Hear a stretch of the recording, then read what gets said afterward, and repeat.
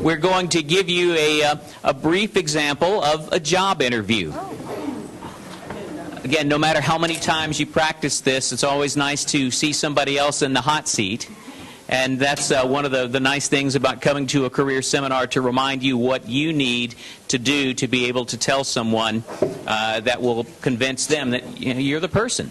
Again, it's that passion for news, it's the experience, it's the internship. But then again, how do you get the internship? Well, our student interviewee this morning is Mitch Pittman of Elon University. I met Mitch yesterday through another event, and I happen to know that he's successfully interviewed at a couple of stations already. Mitch, would it be all right if I mentioned that you have a couple of job offers? Yeah. So that's a very good thing for a graduating senior at this point. Our interviewee today is someone that I know professionally as a faculty member, and he jumps really both sides of the fence to be a genuine journalist as well as a university professor. And sometimes there's not always the mix of professional experience and academic experience as well. But I'm pleased to introduce, conducting the interview, Dr. C.A. Tuttle, Dr. T. from the University of North Carolina, Chapel Hill. Journalism program. Greg, good to see you. Great to see you too. Thanks for having me. How was the trip over? It wasn't bad. It was a nice little drive. Got to see the very flat country, a little different than where I'm from. And you came in about 8, 9 o'clock last night? Yes, sir. What'd you do? I got a chance to see around town, visited, came down through Greenville, saw my sister, and then made my way down to New Bern. Really nice, old downtown district. I like it.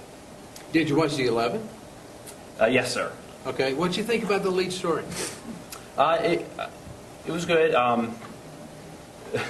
Well, I didn't get a chance to really watch it. I've been up at your website, and I saw that Governor visited Greenville. I saw that there's been a couple home explosions in the area recently, so lots of big news happening. Yeah, one guy's in the Burn Center over in Chapel Hill, and he's doing okay, but that was a big story for us.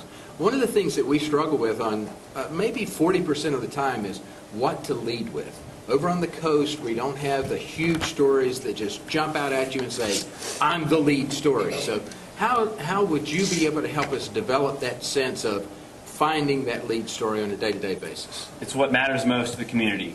You know, they're national stories or little features, but what way we can impact the community is something that matters to them, whether it's a big change in the city council, but it's what affects the most people. Would you describe yourself as a news junkie? Absolutely. Yeah? Yeah. But I see a lot of sports in your background. Yes. Can sports guys do news? Absolutely. I've done the sports, and it was a great experience. I think I learned a lot of storytelling abilities there. But this past year, it's been nonstop news, and I've been strictly news reporting this past year. Have you been following G20 and what's going on Yes. over there? Lots of protests about every sort of thing. What do you know, how would you localize that story for us? You could see, any number of protests there, try to localize it here. Also, just what's going on with the economy there. You can bring any kinds of stories and find a local business, find a character, have a character-driven story, somebody that relates to that. All right, we have the two senators from North Carolina. And who are they again? Kay Hagan and Richard Burr. Okay, and the junior senator, Kay Hagan, has come out against the president's budget. How would you cover that story? I mean, here's a Democrat and a junior Democrat who's against some of the aspects of the budget. How would you cover that at a TV station in this state? I would say that certainly she's new, up and coming. I would try to get an interview with her. She's here on the weekends, so if you grab her for like upcoming, you could say, for the show on Monday we want to do this story. We try to get her while she's in the state. We could talk to people who voted for her, see if they approve of that. You could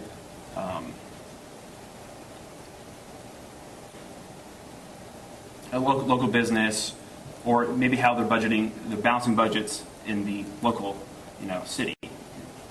That way. What do you know about Hagan's daughter? You familiar with her at all? I think I think she's a student somewhere here in North Carolina. I can't So say. maybe we could chat with her and get a student perspective. Yeah. And because you're about her same age, you know, maybe you would be the person to do that interview. What does it mean to you to be a multi-platform journalist? Well, we work for a TV station, but it's more than that right now.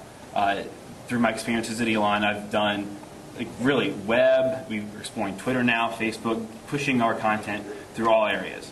And you can't think just, oh, I have to make this one story. You have to go shoot video. You have to cut a different story for the web, write your own topic, and I've been very used to doing that. Are you on Facebook, Twitter? What's your familiarity with some of the new technologies? Well, just last night, I can say at Elon, we had a bicyclist who was killed.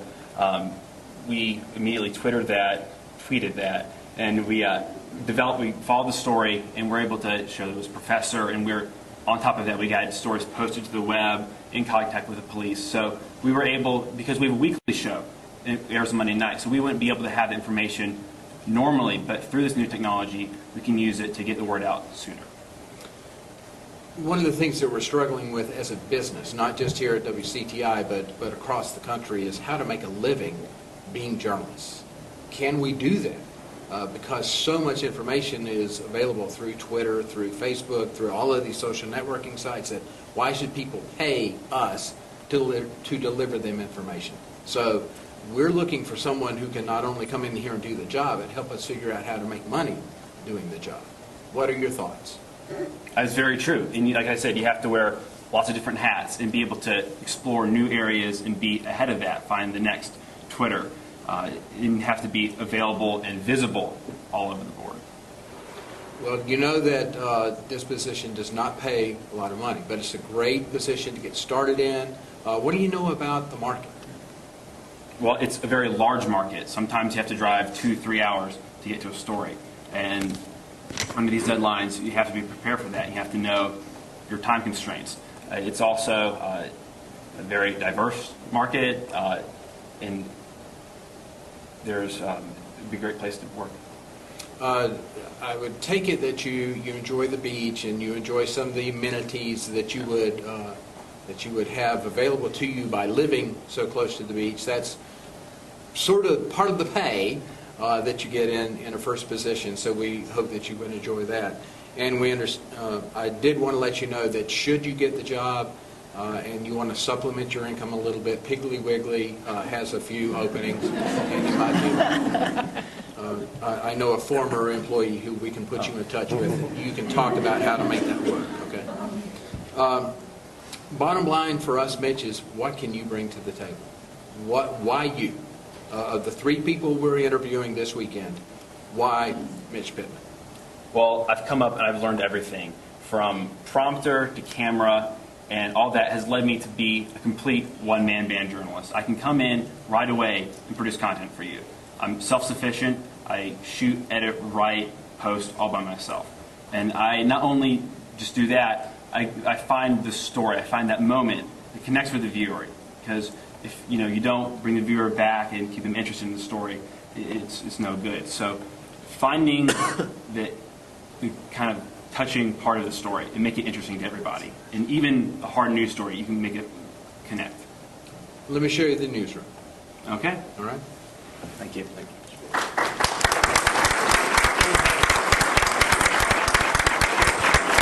Thank you, Dr. T. from University of North Carolina, Mitch Pittman from Elon University. Now, do know, I'll ask our panelists to come back to the podium. Do know that to get that interview, you've got to have a resume and a cover letter that gets somebody's attention on the front end. So it's not enough to simply think you're going to drive in and get the interview without some level of experience, a good cover letter, good resume on the front end. So spend time planning ahead to think about what goes on your document. By the way, G20, if that did not ring a bell with you, even if you want a sales job, go look it up. I'll turn things back over to Lou Klein. Great. Thank you. And now you know why. Now you know why he's already had 2 job offers. So it's possible and it's happening, and you can see as a result of this kind of interview why that's been. You want to take a photograph of the panel? Terrific. Okay. Everybody, Stand up straight. Yeah. wait a minute. Is that better?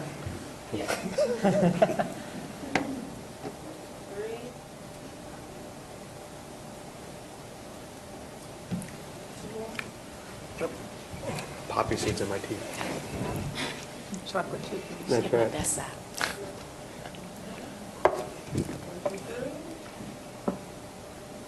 Still trying to find out my best side.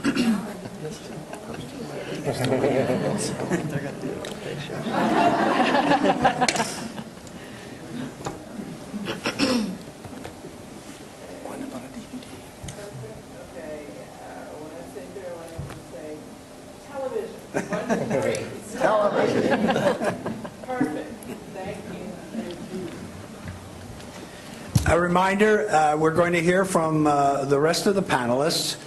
There will then be opportunity for questions and answers from anybody, all of you in the audience.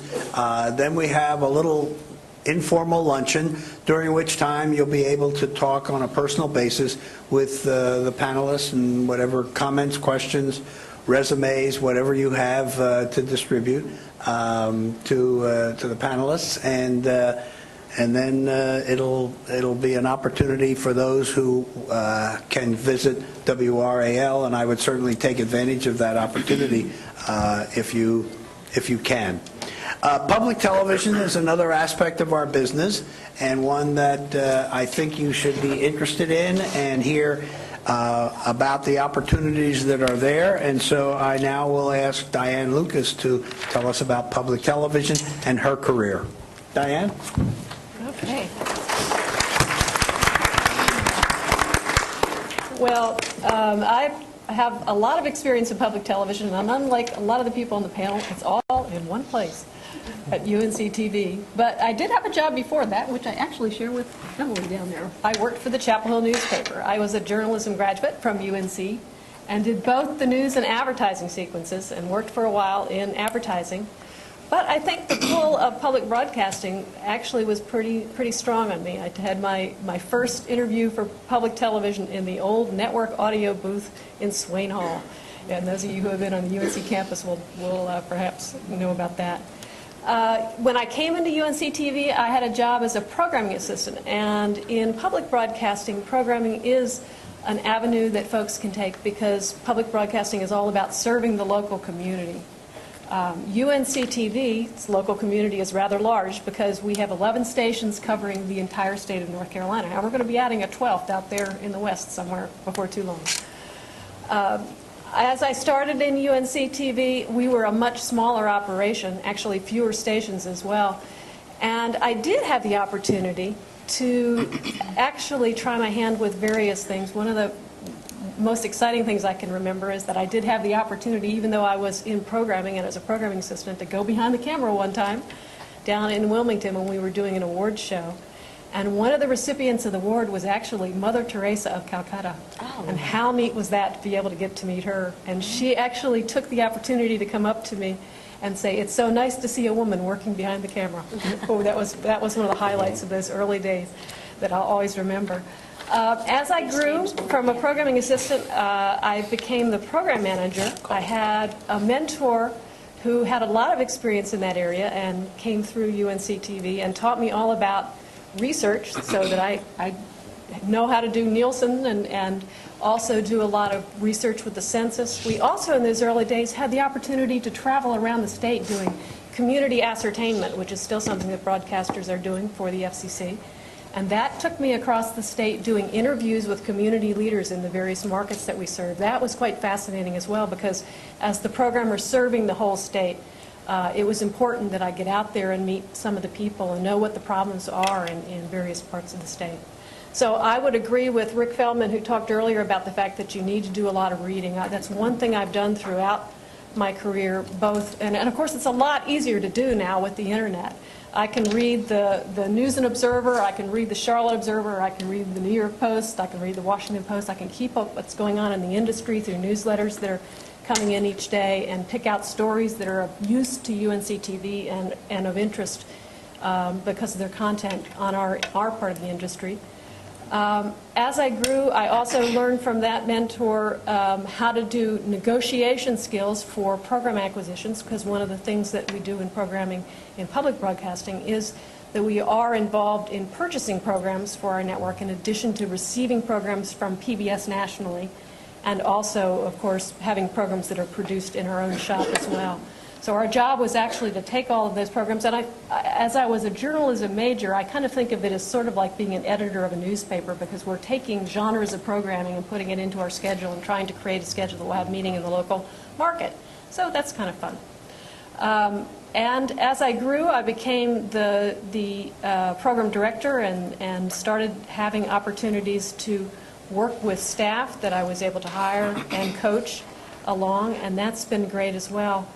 One of our bosses at UNC-TV also gave me the opportunity to work for temporary periods overseeing other departments when we were absent of a director of that department. So over the years, I also had the opportunity to work with our development department and learned the whole aspect of raising funds for public broadcasting, and saw how important that was and how important it was for the programming department to work cooperatively with our underwriting department and communicate with them about when we had new programs coming up that they might be able to find underwriting for in the market.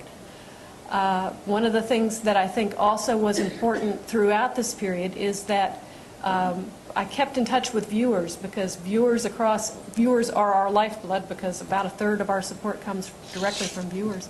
So there was always the opportunity to read their letters, respond to their letters, listen to their phone calls, and find out what's on their minds, what they like about our programming and what they didn't like about our programming.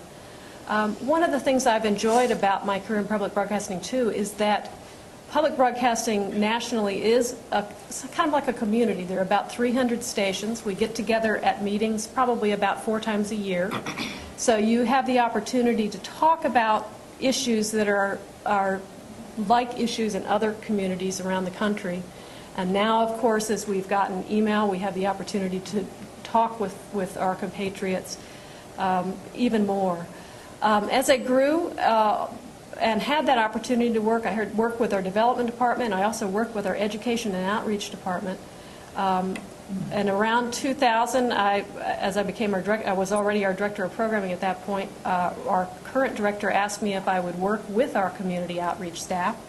That brought in a whole new aspect of my job, because now I'm involved in working with folks that are actually doing workshops for teaching teachers, caretakers, and parents how to use UNC-TV's children's programs to help children become prepared for school and to become better citizens.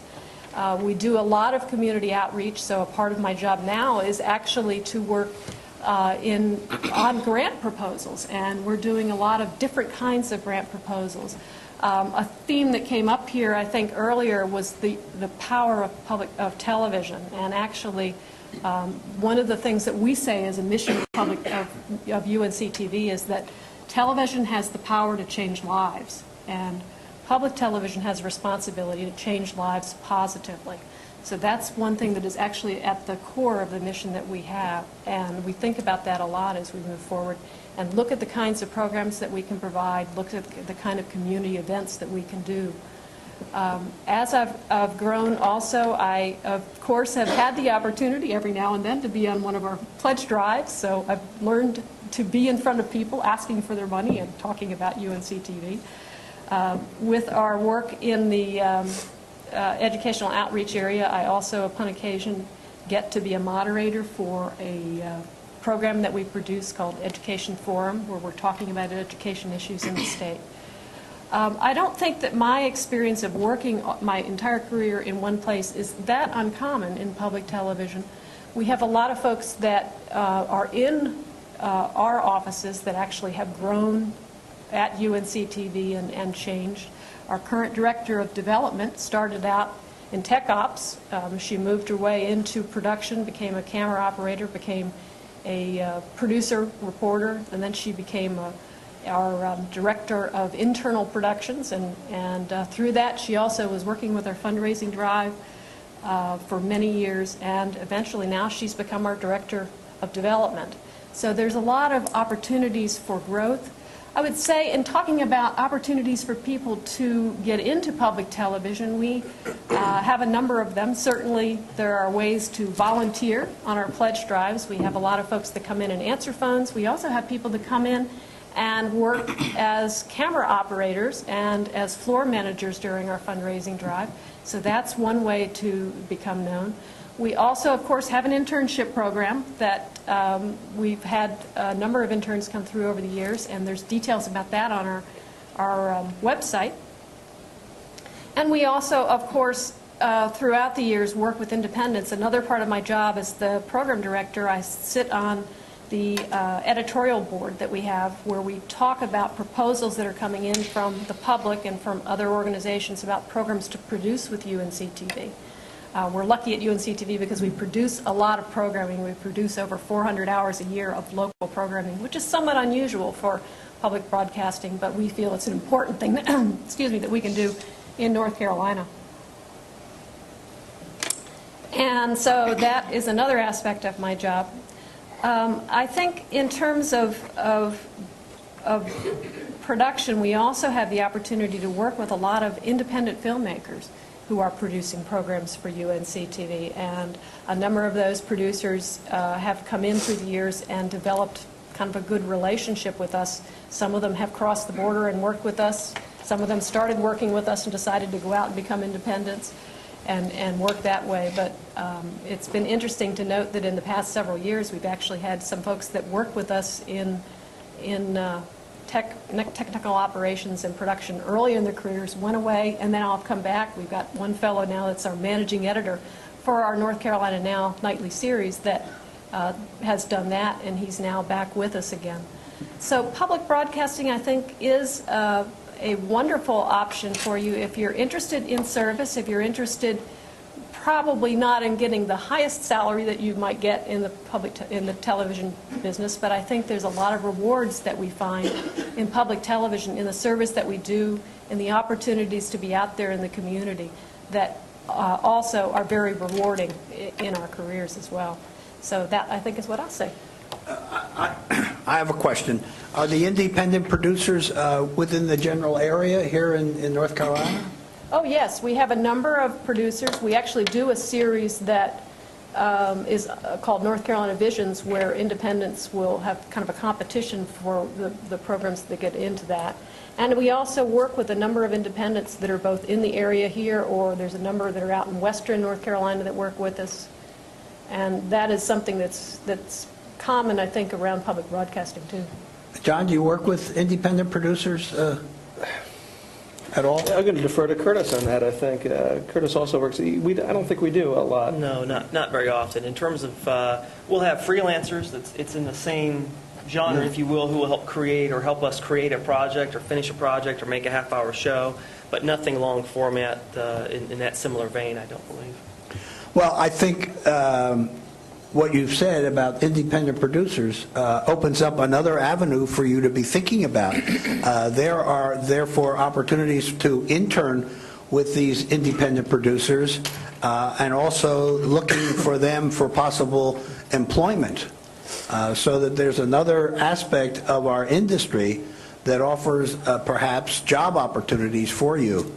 And I think you pointed out, you may earn a bit less money in the public sector, but when you said that people have stayed there longer, I think there's a greater feeling of security and continuity for many people. You've heard about moving from place to place, different jobs, different cities, different stations, but there seems to be, I think, a greater stability within the public service area, even though that may mean that your income may be not quite as competitive as it is elsewhere. So that's another side. And the fact that the rewards and satisfaction that comes with serving the public very directly is an aspect of our business that may very well appeal to you and something for you to think about. So thank you very much for your presentation. Let me just add a plug for Sure. the public television system, if I can. This is, and I know you're too humble to say this, but UNC-TV is the third largest public television operation in the country. I think Boston's bigger, and TTW in Chicago is the other one? I think so. And then it's you guys. It's a terrific facility if you ever get a chance. It's TW Alexander Drive. It is really stunning. We're very fortunate in this state to have public broadcasting at the level that we do. It's a great operation. Tom Howe and you guys do a terrific job. So. And it's also great as we move into the world of digital, that public television has a lot to offer in terms of being able to expand our offerings over different channels of programming too. So that's been one thing that's been very gratifying for us to do in the past several years. And we're also pushing the envelope out into podcasts, and we have an I Teach with UNC TV on Facebook, and we have lots of exciting things going on in the new media area as well.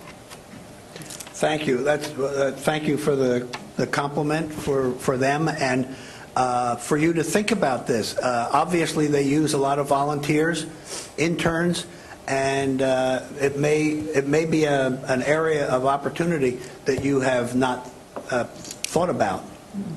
So great suggestions, and thank you. Thank you, John, for your comment as well. Curtis Miles, thank you.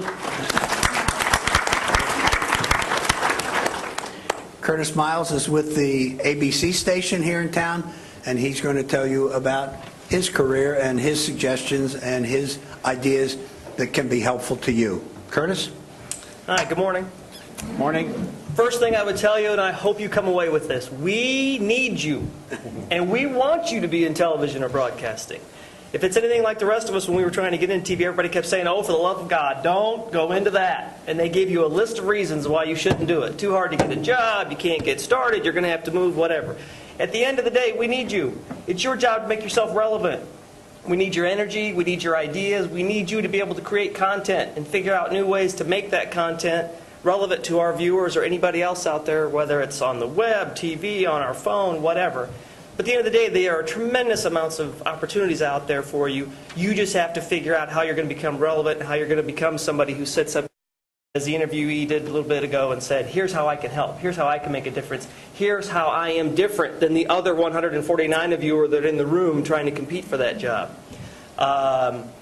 In my particular role as Director of Creative Services and Production, there is no curriculum for that. There's no plan that says I'm going to grow up to be a whatever that title is.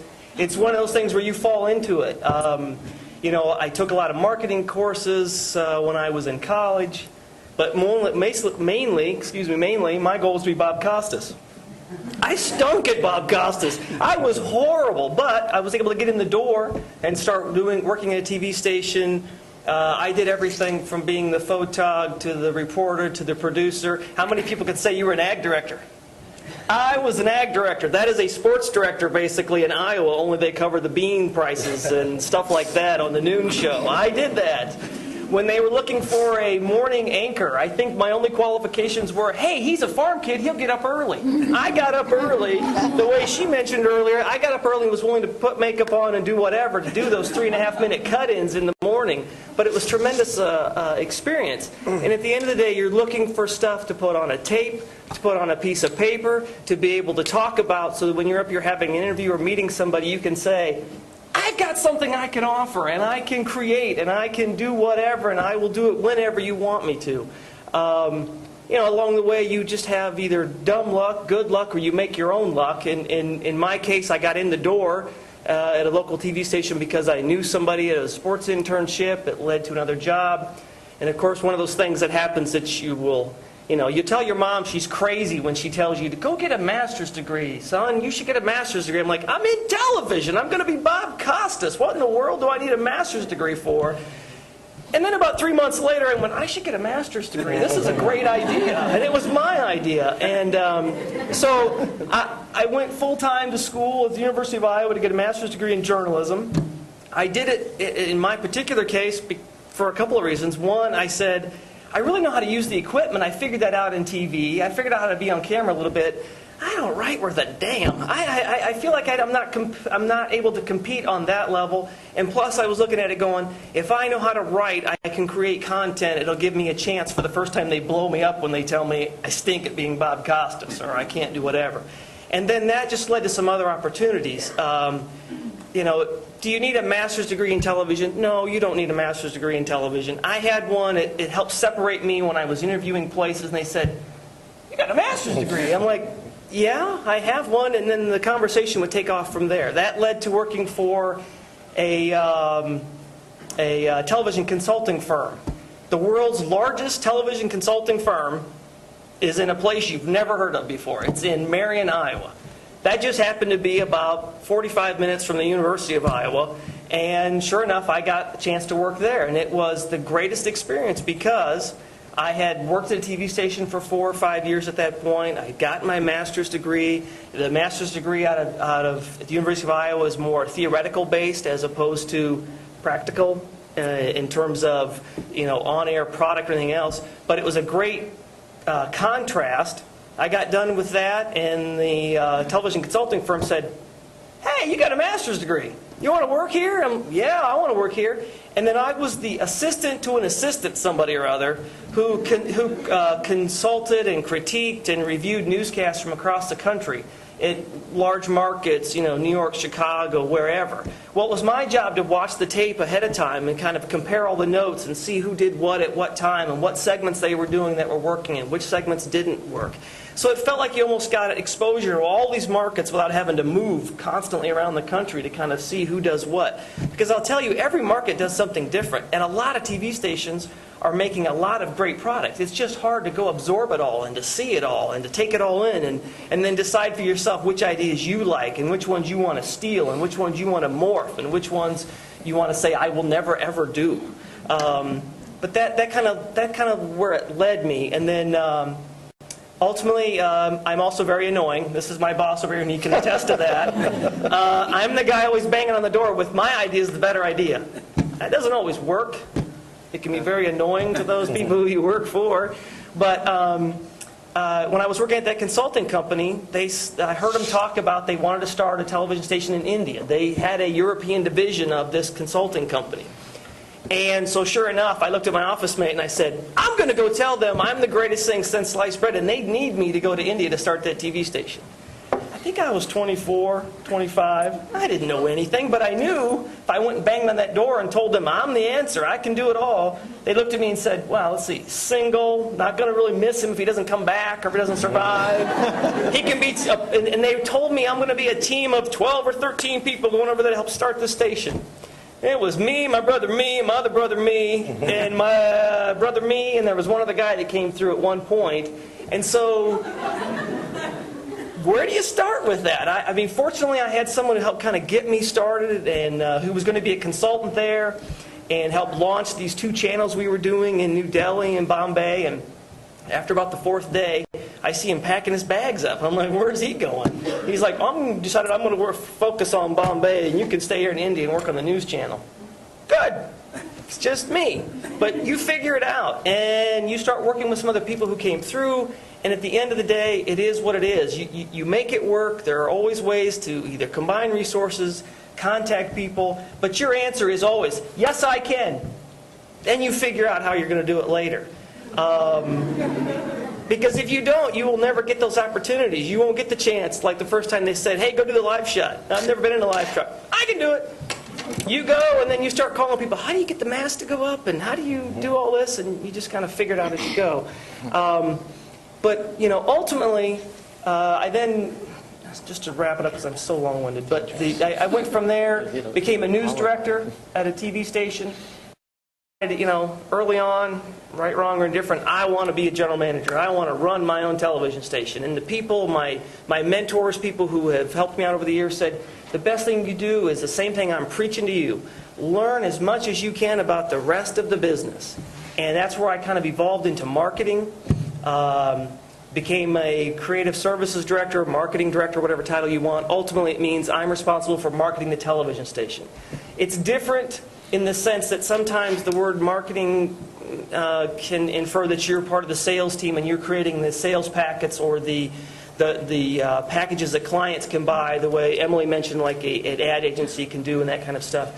In this particular case, it's more about promoting the television station. I make the promos that say, watch this investigation that we did, or tonight at 5, see this, whatever happened, or the weather promos that tell you Greg Fishel's not very good and we are. Oh, wait a minute, did I say that? I'm kidding. Darn, Greg. But we make the weather promos. We also oversee anything to do with commercials. Like if we make a commercial for a car dealer. We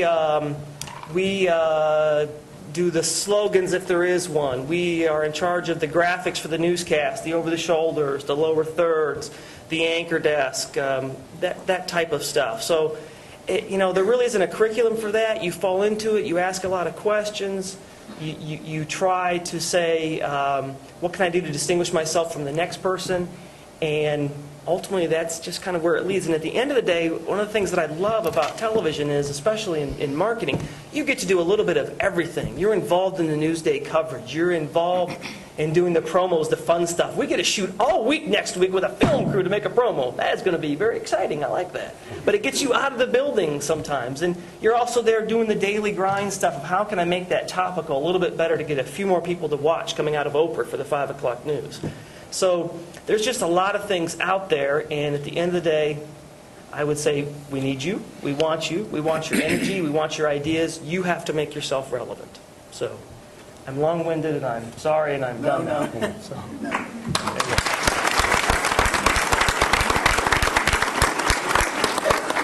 Doesn't that make you feel good? It does, and it's terrific, and that's the enthusiasm. That's the enthusiasm that you need. Thank you very much. Now, I asked earlier if there was anybody in the room who wanted to make any money, and I talked about sales, and now you're going to hear about sales opportunities and how you get into sales. And again, I pointed out, because there were so few hands that were raised, that really you don't hear a lot about sales in your classes, but sales is really at the base of our business, because without the revenue, there is no business. Show business is a business. So Neil Solid is going to tell us about the sales business. Just call me Mr. Moneybags, right? Who has a C average or better? Okay, congratulations, you can be in TV sales. All right. That's not really true, but that's what I was told when I got into TV sales, is that this is an industry of C students. And I don't know why that is, but I think it's because of what Lou said and others have said. Nobody really plans to be in advertising sales. It's something that kind of happens to you. And in fact, in the last probably 25 years, maybe 4 people have said, I really want to I want to sell spots. It never happens. But those 4 people have probably been in the last couple of years. So it's folks like you that are now realizing that sales is a career path that you want to take, and it's not because we're learning about it in school, but I think we realize that there's a lot of business going on everywhere. I mean, we're all hearing about the economy now. We live and breathe about how business is doing in our lives and how our own pocketbooks are doing. So, but I didn't start that way. I started as a producer-director. I graduated at UNCG. I don't know if any UNCG folks are here, but I was a producer-director. That was cool. I had a cool title. And I shot a lot of mobile home spots. I went out and shot a lot of mobile home spots. And I never thought I would be in sales. I was creative, man. I was a cool creative guy. And then I started going out on sales calls with some of the salespeople. I ended up selling more than they did. In a lot of cases. So I thought, maybe I can do this. And I'm kind of a believer that, salespeople are born and not made. In fact, if you interview with our company in sales, and I'm going to tell you about interviewing for a sales job. I can't tell you about news or anything else, but we do a sales aptitude test and a personality test. And we look for those things that, tend to make us think that maybe this person might be good in sales. But I'm going to say all of you guys are in sales. Because if you're trying to get a job in this business, no matter what it is, as Curtis said and some of you other folks have said, it's about selling yourself. And so think about, how you look. Are you wearing blue socks with black pants, or let me check here. Okay. But people make 7 value judgments about you in the first 10 seconds when they see you. So it's important how you look. I started, as I said, as a producer-director. I ended up being the guy that would fix the tape machine or the camera when the engineer was somewhere else. No offense. And so I started working with a company that sold TV equipment. And I did that for several years, and that was my first sales job. And I will tell you, there's a big difference from selling a tangible thing, a camera or a tape machine or a switcher, to selling ideas and airtime. But that company went out of business during the first Gulf War, and I ended up with my first TV airtime sales job. Right now, part of my job is motivating salespeople to go out and talk to business owners and get rejected a lot and told how bad the economy is and they can't afford to do anything, and get them motivated. And what we try to do is have fun, but it's a mixture of fun and accountability, because what we do basically is bring the money in. And without the money coming in, commercial television doesn't exist. Public television doesn't exist. We are the generator of the revenue. And for a long time, we've done a really bad job because it's been a commodity-based business by and large. Everybody thinks that when they advertise, they ought to advertise in the newspaper, at least they used to, or the Yellow Pages in a local community. But they don't really think, hey, I can advertise on television. Now we've seen newspaper and Yellow Pages is just about going away and replaced by internet search directories. Now we've seen where we've got to really step up and do a better job as a local TV station, making people understand that they can advertise on television. So part of our business is kind of the Jerry Maguire. You guys know Jerry Maguire, right? Got the headset on, show me the money. We're talking to McDonald's when they're placing a buy for how many rating points. That's part of the business. But that's commodity-based selling. And there is so much competition out there, it can be really grueling. The fun part is selling ideas and going out and talking to business owners, and as Emily said, knowing their business. And I would advise you to know what the G20 is, even if you're in sales. You've really got to be confident. You've got to know about the business. You've got to do research. And you've got to have an idea about marketing, because in a lot of times these folks that own businesses have no business owning a business. They don't know about marketing either. And the great rewarding part is when you establish a relationship with a business owner and you can actually see that television is helping their business. We'll never know how many more hamburgers McDonald's sells from selling them advertising, but we can know how many more cars a car dealer sold that weekend. So getting a job, tell you, in our company, the resumes come in electronically. It's almost difficult to view all the resumes when I'm looking to hire somebody, because there's so many. So treat it like a sales call. Know who the decision maker is. And again, I'm talking about sales. I don't want to be out of school and talking about news, because that was a great interview. But talk to the local sales manager. Call them up. Don't be afraid. That's what we're looking for. We're looking for somebody who can sell. Call the general sales manager. You've sent them an electronic resume. Go ahead and send them a hard copy, a nice hard copy resume to them personally so they get it. Find out what's different and unique about you, and let that come through. It's so important to stand out and to be remembered, kind of like American Idol, you know. Simon Says, "I'll never remember you." You want to be the person that somebody remembers. So after the interview, make sure you follow up. If you're not sending, and I would recommend, handwritten note is great. How many people can write a professional business letter? I mean, that is so important. I know your professors are probably teaching that, and you're going, yeah, right, nobody does that anymore.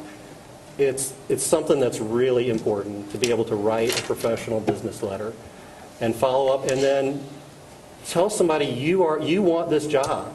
You want this. That's asking for the order. We call it in sales.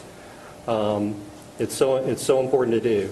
But TV yes, there's Twitter and there's Google, and my wife has a pet name for me. It's Sweetie. I don't know if you guys have pet names, Sweetie. I was saying, why don't you Twitter? She's like, I don't have time to Twitter, Tweety. So, but yeah, there's all of these things you can do, but television reaches so many people with a unified message. If you think about American Idol in this market, we reach probably 250,000 people. That's a lot of people seeing that same message, and to come up with an idea, sell that to a business owner, see that on your television, see all of these people respond to it. It's pretty cool. It really is pretty cool, and there's no other medium that does that reaches a huge number of people with something as compelling as video and audio that tugs at your heartstrings. And you can think about the election that we had in November, how television was used to really influence so many people. And a lot of times it came down to that soundbite that made all the difference. You guys, when you're looking for a job, you guys got to have that soundbite. What is your brand? Who are you? Whatever your name is and your tagline, undisputed price leader. I don't know, maybe that's already taken. But come up with your tagline and think, and that's who you are, and make sure that jibes with whatever you want to do. If you're going to be a reporter, then you're the best darn reporter. Whatever, why? Because this is your passion. But if it's in sales, look the part, act the part. What do you think salespeople like more than money? Though everybody says we like money. What do you think that salespeople like more than money? What? Interact with people? Relationships? Yep. Dinner. Yep. And we like the money. Don't get me wrong, but we like the high five in the hallway. Mm-hmm. We like the accolades. We like being told that, man, that worked great. I really appreciate it. That's what everybody likes, really, at the end of the day. And so as a sales manager, I try to make sure those accolades are around. And if you do all of those things, we also, if you just do the activity, and this can kind of go back with getting a job, if you just do it, we don't talk about, hey, how much money did you bring in necessarily all the time, or why didn't you bring in enough money? But if you just do those things, if you just make those calls, if you just interact with folks and have those relationships, and you do all of those things, then the results will come. And then you get the high five in the hallway, and then, you got a nice commission check too. So it is fun. The business is a great business. Somebody said, John, I think you said there are more people watching TV now than there ever have been. People have a relationship with their TV. You go home, you turn it on, it's that other person in your house. So being in this business, I probably can't do anything else now because it's been so long, but it's been a lot of fun. So good luck to everybody. Share that video statistic you shared with me. Recent research from Nielsen, so 3-screen report. We talk a lot about Google and the internet and Twitter and all of this stuff. 99% of video is still watched on your TV. It's not on your cell phone or on the internet. Now, I think there's a big generational thing. In fact, how many people have Twitter, use Twitter? Raise your hand. Okay. How many people watch the 6 o'clock news on WTVD or REL? Okay. It's actually a pretty good number. Only those two? NCN. Oh, thanks. Univision. How many people watch entertainment TV in front of their set? So, and how about sports? So yeah, so more people are viewing TV than ever have. I'd like to ask a question. Yeah. How many are watching entertainment TV on your internet, on your laptop or your computer? Okay. How many of you have the laptop open when you're watching TV? That's really where it is. It's amazing. Sorry, that happens to me all the time. Oh, it's okay. I'm not sensitive. How many of you have had or do have part-time jobs in some kind of retail business, working in stores? So you are in sales. You are in sales. And you have that experience. And now if you're interested in television business, radio business, advertising business, cable business, it's really taking the skills that you've developed in the retail business that you've had, dealing with people, selling, the exchange with people, and using it in the field that we've been talking about. Great, and thank you very much for a lot of great questions.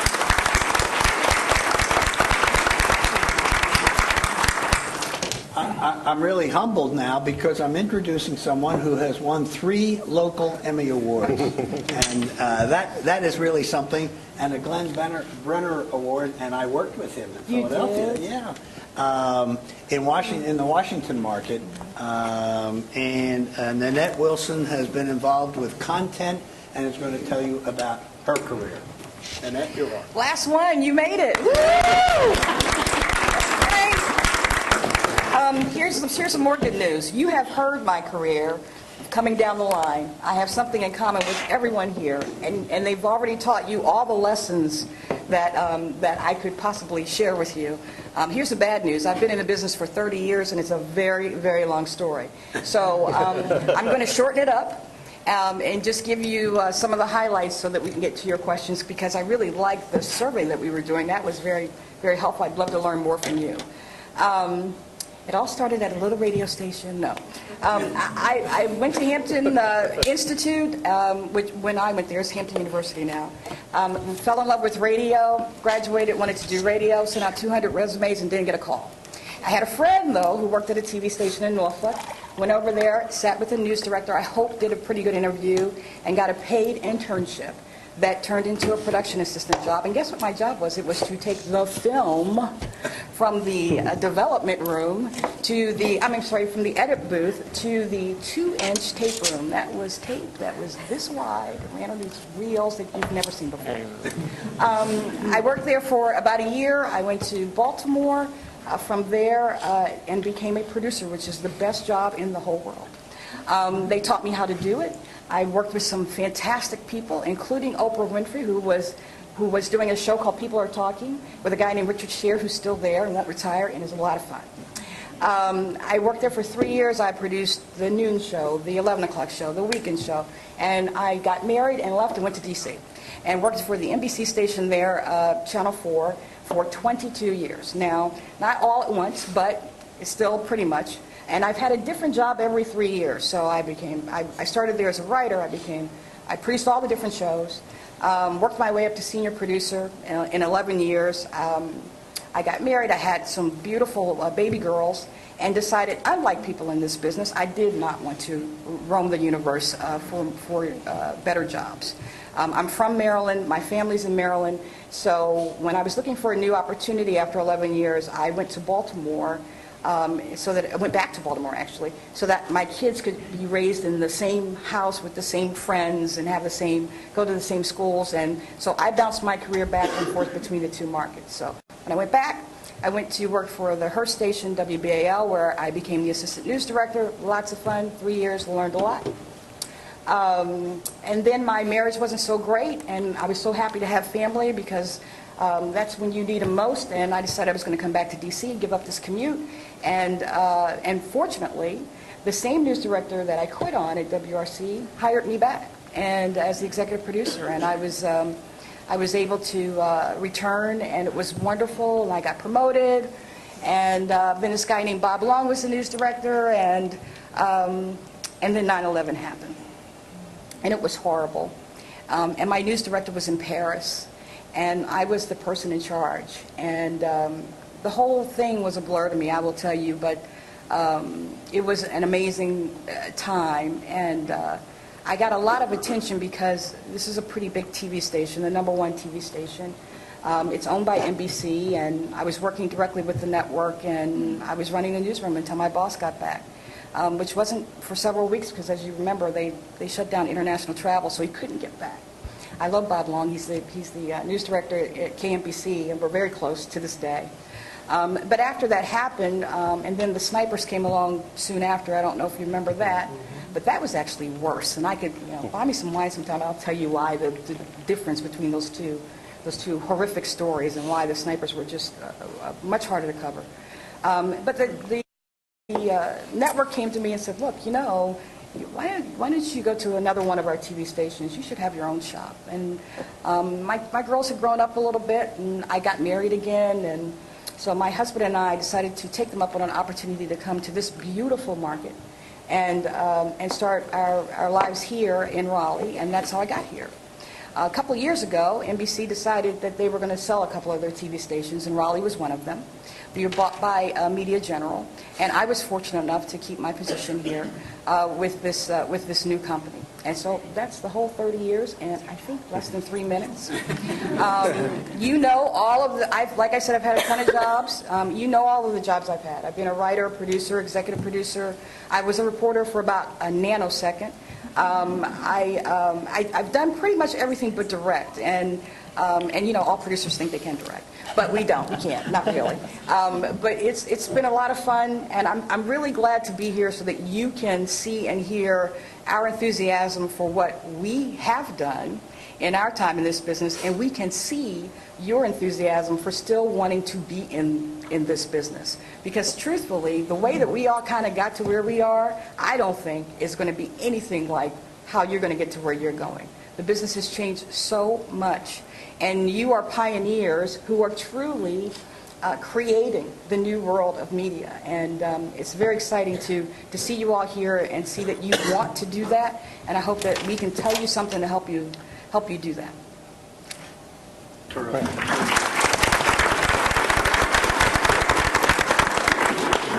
Is this a great panel? I tell you, it's just terrific.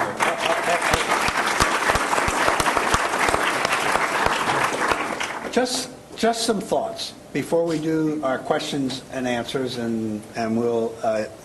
Greg's got a microphone. We're going to ask you when you have a question to come up, or he'll try to reach you or whatever. But a couple of things. First of all, keep summarizing. Keep your options open. You've heard that from everybody up here. Heard about how they have moved from place to place, job to job, always looking for learning about whatever else is going on in our business. Second of all, be pleasantly aggressive. Someone put it by, be nice. Be nice. 3 T's: talent, timing, tenacity. Get yourself in the game. Internships, paid, not paid, 3 in the morning, weekends, whatever it is, get there. Get in the door. Do something. Make yourself known. Brand yourself. It was well put. Brand yourself. Make people know who you are. If you want something, ask for it. If there's a job that you think you want to do, something that you see in your internship or wherever, and you want to do it, volunteer for it. Someone said, even if you don't know what you're doing, volunteer for it. You'll figure it out. Because if you don't, somebody else is going to volunteer for it. Hustle. Just keep moving. And get yourself a mentor. It could be someone that you're working with. It could be a professor. It could be someone who's had some experience in the business. But get somebody who can advise you, help you, give you confidence, point things out to you. So with that summary, we're ready for questions, and who wants to be the first to come up to Greg? And if you would, work your way toward the center of the room. Tell the panelists your name, the school you're from. Well, good afternoon, everyone. My name is Crystal Sims. I'm actually a senior at UNC Chapel Hill. Go Hills. I actually have a question. Listening to the first panelist, you said that it would be good to learn how to do different things. That's how you get your foot in the door. how should I say this? Do you have any tips on how someone could advance themselves and learning how to do different things? Do you suggest learning certain software, already having a knowledge of certain software, learning how to do different technical things from the start so that whenever you go into the job, you'll already have a prior knowledge of things? Or do you think that there's a lot of on-the-job training where you could learn that kind of thing? Well, first off, if you do get hired for a job, first thing you want to do is make sure that you fill the needs of what they hired you for before you start. I mean, that's priority one. And once you got that down, you probably start getting a feel of how TV stations operate and how different things affects your job, and you can branch out there. Like for me, it was technical. I started out, I was the master control operator. Basically, I punched up the shows that everybody saw, the commercials and stuff like that. But I knew that automation was coming in, and these jobs were going to go the way of the dinosaur. They're going to start to get extinct. So I knew I needed to get more into the maintenance side. So I started staying. After my shift, I would stay in and read tech manuals on cameras, and as I was going to school, learning techniques, I was able to start troubleshooting the equipment, and when my employer started seeing that, that's how it started evolving and kept going from there. That answer your question? Yeah, it does. Thank you so much. I'm Randy Gyllenhaal from Elon University, and I guess what you said, 99% of people still watch television for video, and I think for our generation it's a lot less. And we'll take the example of the Carthage shooting in south of Raleigh.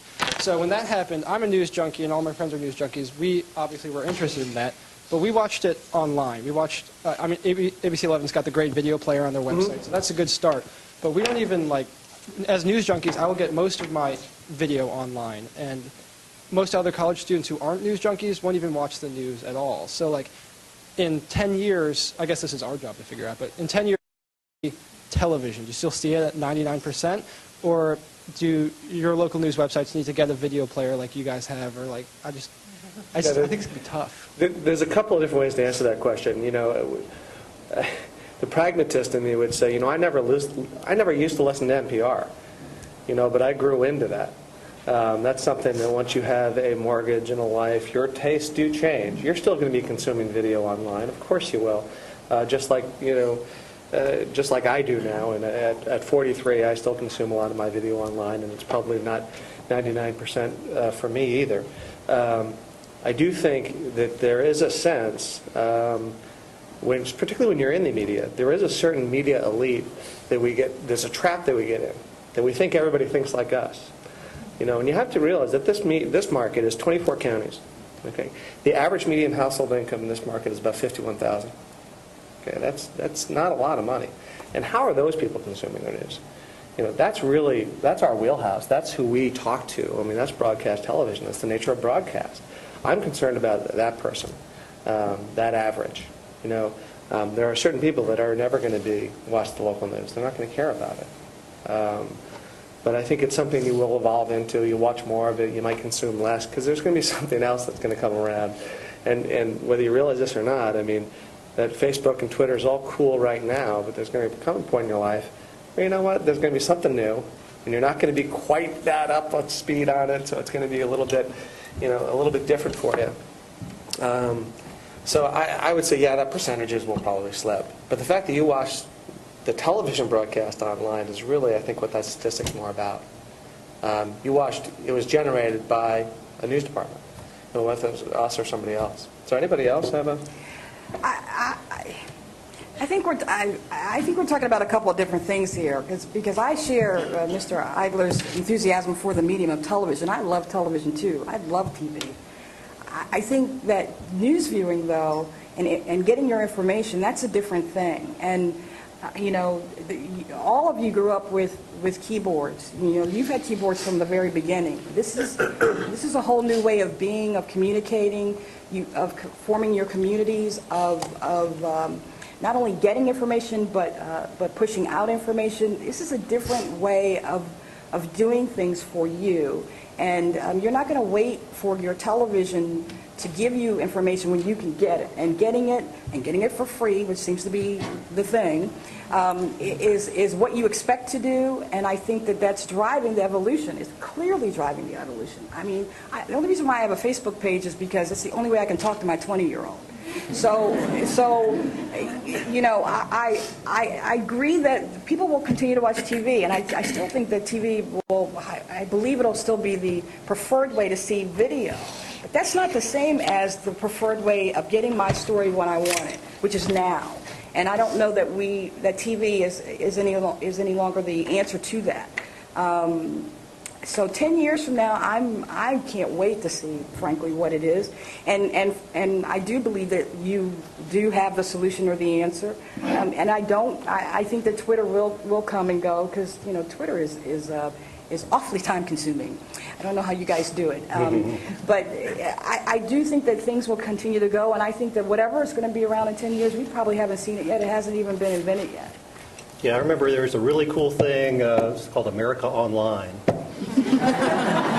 Anybody? I mean, so, and if you think about some of the hype, I mean, it's if you watch TV and everybody's twittering now, and it's almost a marketing thing to say, hey, I Twitter, you know, on news channels. But if you look at the business model, Twitter has not made, I don't think they've made a penny, but they're valued at like $50 billion. I mean, if that doesn't speak to the kind of the, you know, some of the hype. I'm not saying it's not a phenomenon and that, you know, the social marketing concept.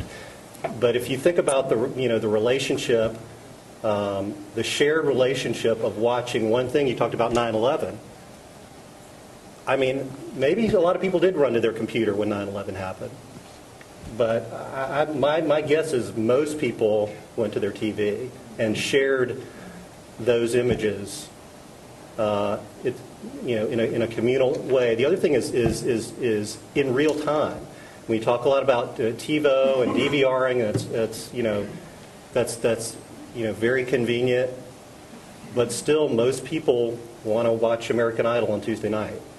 You know, and they want to watch their sports in real time, and they want to watch their news in real time, and especially for local stations, where our relevance is really, it's not American Idol, our relevance is local news. Having that shared experience is really important. I think a lot of it, too, is how you frame it. Are you doing something because you can, or are you doing something because it generates better product for your viewers? I'm guilty, I can at least say that, of, you know, you try to go out and make a great promo, or you try to make a great newscast, and sometimes you get so focused on making it look just beautiful, and you've worked so hard on it, and then you show somebody, they go, I didn't notice the difference between that and what you did 2 days ago. And you're like, ah! So to me, the other example is like Skype. And maybe I'm odd this way too, but I can't stand seeing that. I'm like, it's just a bad version of a good live shot. TV stations and everybody are so caught up in using Skype because we're using Skype. It looks terrible.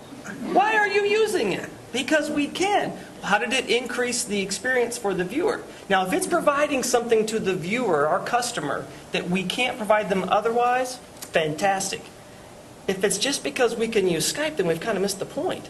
How do you create a product that better fits what your audience wants and needs so they will come back? The same way I used the phrase earlier, you guys have to figure out a way to become relevant to us. We have to keep evolving our product, our promotion, our programs, our newscasts, our stories, so that they're relevant to you. Otherwise, it doesn't matter what platform we put them on. You're not going to watch them and you're not going to care.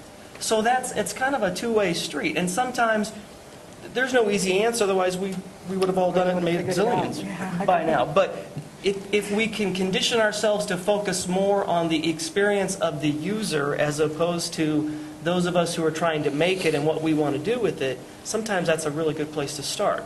Easy to say and hard to do, I mean, but that's what I would throw out there. Can I ask the gentleman from Elon, what was your name again? Randy. Talking about the story in Carthage, how did you first learn of that? I probably got like a CNN alert or something. On your phone? Mobile. Probably, yeah, an email to my BlackBerry or something like that. And then what did you do? Then I realized it was local, and I figured the local stations would have better coverage, so then I went online. You went online to the local television Because station. like often we don't have time to sit down for the 6 o'clock. Yeah. And we'll just get it whenever we can. And then Yeah. so you go online, and they had better video than Yeah. the networks. Yeah, yeah, yeah. You know, thank you for answering that. These kind of questions. And the point that you brought up is a very good one, and the big question in the advertising industry, because advertisers are trying to figure out how to get their brain and arms and creativity around the internet, and the value of television. It's obviously relevant today. Where is it going?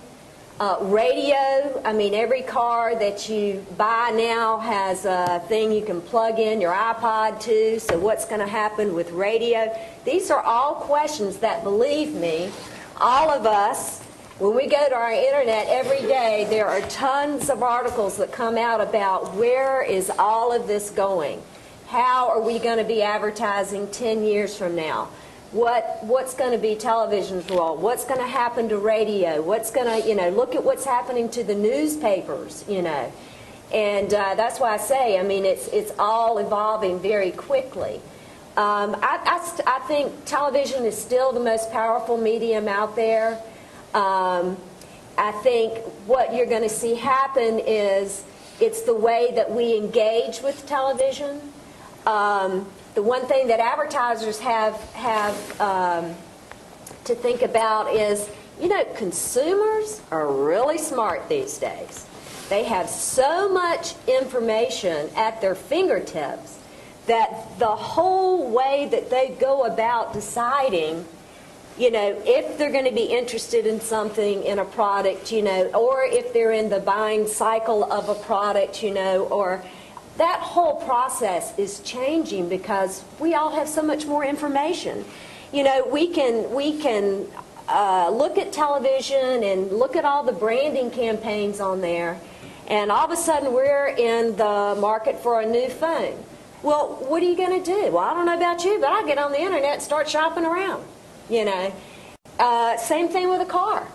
And by the time I go on to, into a store to buy a phone or onto a car lot, boy, I've got my information, pricing, everything in line.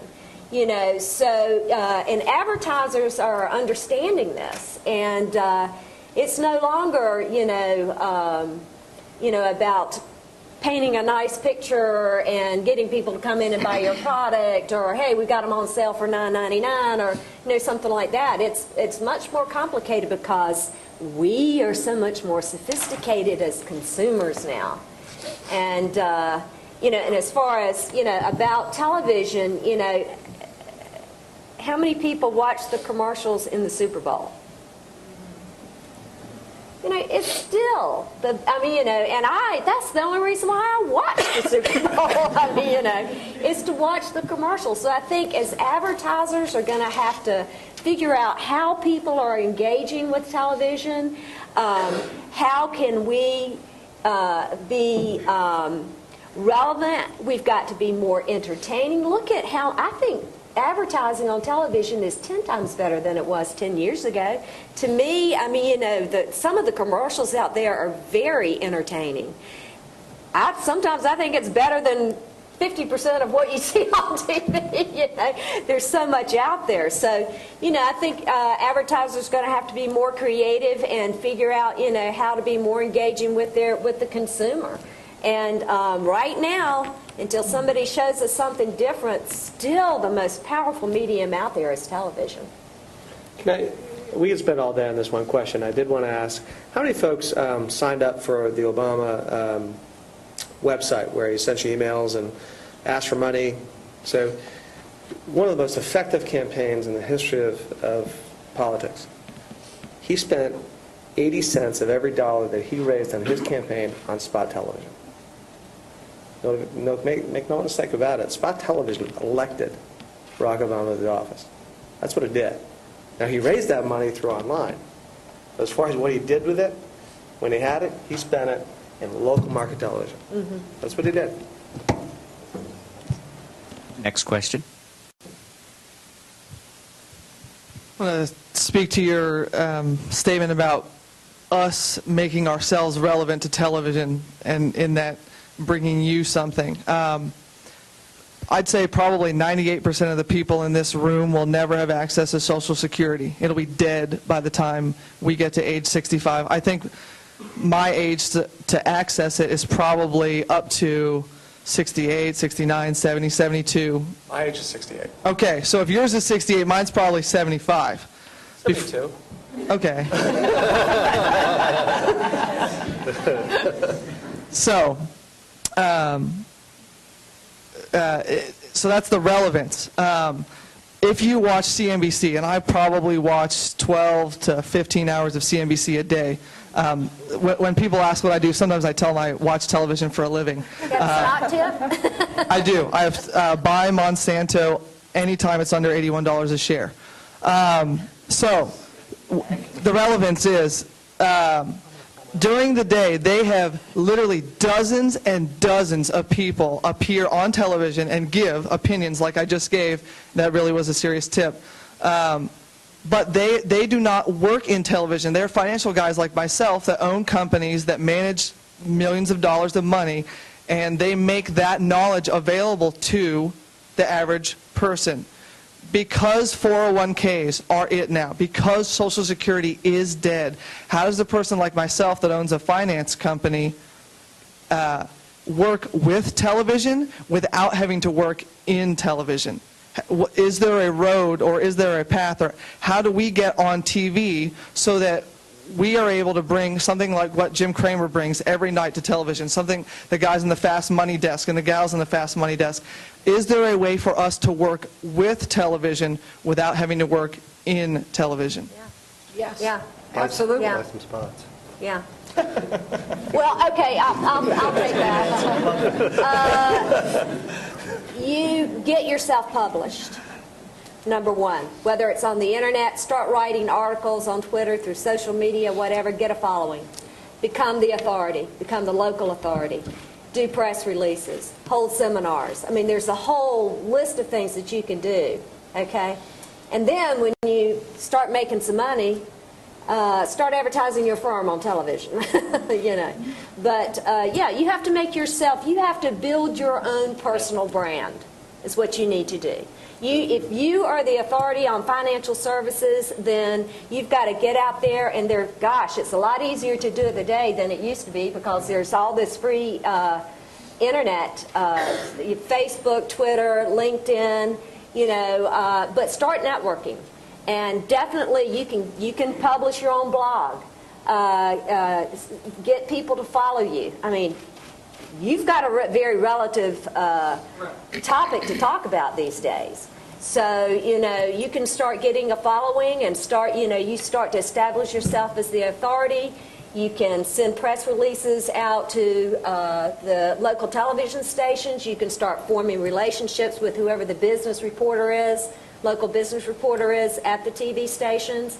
And a lot of times the TV stations will be doing stories on something and they'll need to quote you or get an authority to have an opinion in something. And so if that opportunity comes, make sure the station knows that you are available for comments on certain, you know, keep a relationship with the local stations. And then the day, if they do call you, you make sure you make yourself available. I don't care what you're doing. And make sure, ask them, say to the TV, hey, what's your deadline? How can I help you? You know, all of that kind of stuff. So those are just a few things. Ditto to everything she said. I anchor the noon show, so we often book guests on the show to talk about different things. And I recently was just looking for a financial person, and because we tend to use our financial person to death, so we found. So I was on a mission to diversify that pool of people that we pull from, and found someone who actually he's another professor here at NC State, but he was giving a seminar for my sorority about financial things, and I thought, oh, well, I should go to the seminar, see if he's any good, and maybe we can use him, and that's pretty much what happened. So there is a place for people like you. We just need to know who you are. Okay. So the thing for me to do is to make that outbound call first and just say, here's where I'm located, here's my contact information. When you need that opinion or that, then you call.